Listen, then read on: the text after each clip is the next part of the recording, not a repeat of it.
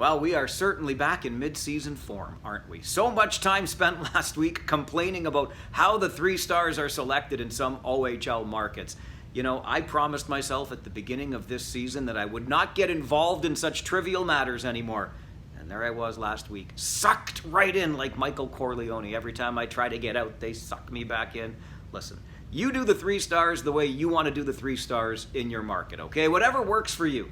I would still recommend 2 stars go to the winning team and 1 star goes to the losing team when you've got 3 stars to pick, unless of course it's a blowout, but you just do it your way. There are bigger issues, which brings me to what I wanted to talk about this week. We are of course coming off an entire lost season due to COVID. Teams in the Ontario Hockey League had precisely 0 revenue a year ago. Look, I'm not asking you to feel any sympathy for people that are privileged enough to own junior hockey teams, but do think about this. I was having a chat with one of the bus drivers in the league, and we got to talking about the logistics involved in some of those longer trips, and then it got me thinking about the economic spin-offs that come from having a junior team in your market. Of course, there's the immediate spin-off, right? You buy your tickets, you buy your concessions, there are people working in those arenas when the games are going on, etc. Maybe before or after the game, you grab a bite to eat in your city and then enjoy the game.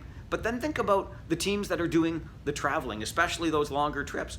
All of a sudden, the city where you live has hotel stays being booked for 30 to 40 people, meals at those hotels, and before and after the games for 30 or 40 people from those hockey clubs that are traveling through your OHL market. That is an economic spin-off and a benefit to your community. So as we are now into the final third of the season, and things are starting to get back to somewhat normal in the province of Ontario, more and more of us are allowed back into those hockey arenas. So let's get into them. Let's get out there and support those junior hockey teams that we love so much, that are part of the fabric of our community and that provide economic spin-off benefits to the cities where we live. I'm not here telling you that I've heard of a team that's on the brink of bankruptcy or anything like that.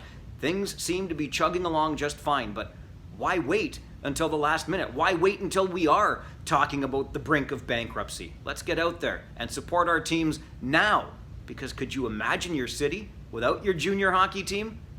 I'm Farwell. It's Friday. I'll see you at the rink.